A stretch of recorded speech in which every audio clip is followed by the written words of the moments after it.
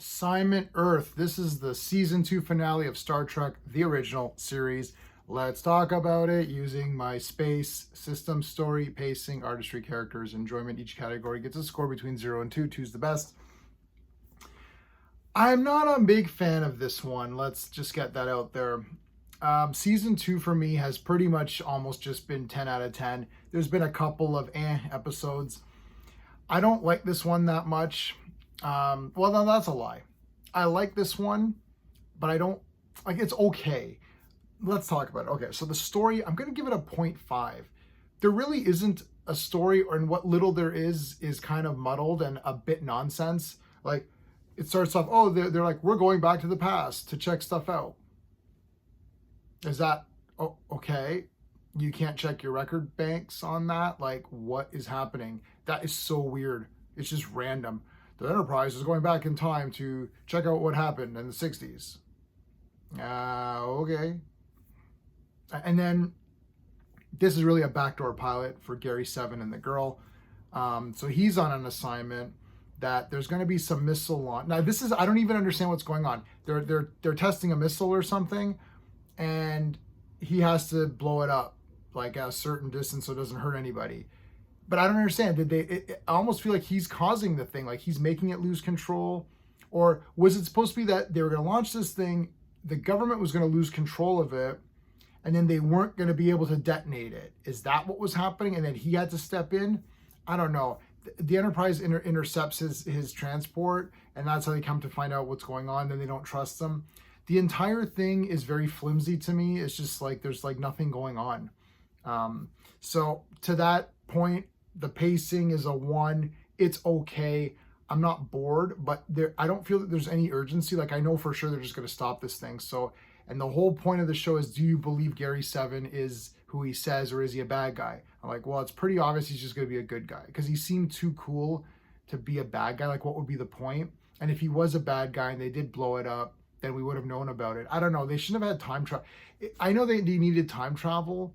They could have set this one in the present day Federation, right? But let's say they didn't have the budget to realize that. So what they could have done was, maybe the Enterprise is going through space, and then this guy from the future is being transported, and he goes through and hits them. They intercept, and then he's like, oh, I've got to get back to Earth right now. And they're like, oh, okay, we'll take you. But it's like, oh, no, wait, it's the wrong time period. I have to prevent something.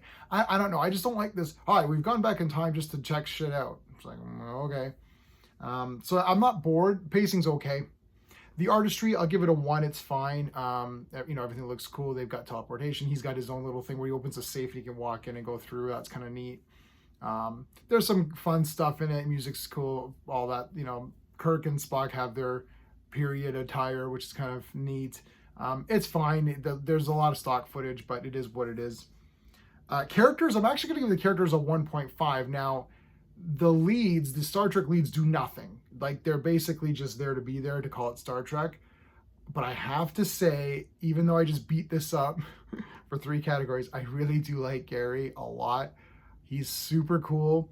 I like the cat. I like the whole thing. The whole thing comes together in a good package. I really like the secretary. She's a great character. She's funny, but she's kind of like, she's smart too. Like, I don't know, there's something special with the two of them. Had this been a show, I definitely would be checking it out. I would have checked it out for sure. It looked like a lot of fun. The problem is that it's now in the Star Trek episode where the regular cast doesn't do any. Realistically, I should just give this a 1 for the characters, but I kind of like him a lot, and just following him around was really cool. But really, this is very obviously not a Star Trek episode, that they're just calling it Star Trek. So, enjoyment factor, I'm actually going to give it a 1 for enjoyment factor, saying that I thought it was good. I liked it in the sense that I like Gary and his story, and that whole thing was kind of neat. But overall, it's a 6 out of 10. This is probably my weakest one. There's been other ones that are like more irritating, like things happen, you're like, this is dumb, I don't like this. But this just did, like, if I'm evaluating this based on a Star Trek episode, well, then I can't really go much higher than 6 out of 10, really. I mean, even that's pretty good. If I'm evaluating this as I don't know, like Gary Seven, the series or something, The Adventures of Gary Seven, and then I say, oh look, it's a Gary Seven episode with Kirk and Spock had an appearance. Wow, that's cool. Then maybe, right? Like, so this is a weird one, but doesn't matter how I look at it, the story is still a bit weak, and I don't really understand. It's like, Spock, can you detonate it? I don't know, Captain. It's like, okay, I get, then let him detonate it. Or it's like, oh no, but he might not. But then wouldn't you know? Like, I don't, time travel is always weird anyways, but this is like super weird because it's just random. Because they're saying, oh, we went back in time just to hang out, that's weird to me. So I don't know why it's like that. Maybe that has to do with, no, I can't. No, it's just so random. I don't know. I don't like it. It's weird. If you like my space system, please like the video. Check out my other stuff with Star Trek. I've been reviewing them all. We're going to start season 3. Spock's Brain is next. Can't wait.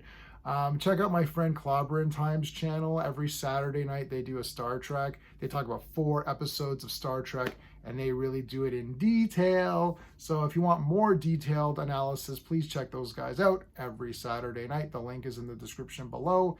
Thank you everyone who's watching, and I appreciate it. Until next time. All right, wait, hold on. Live long and prosper. I should have been doing live long and prosper this whole time. Really? I'm doing my He-Man thing. Live long and prosper.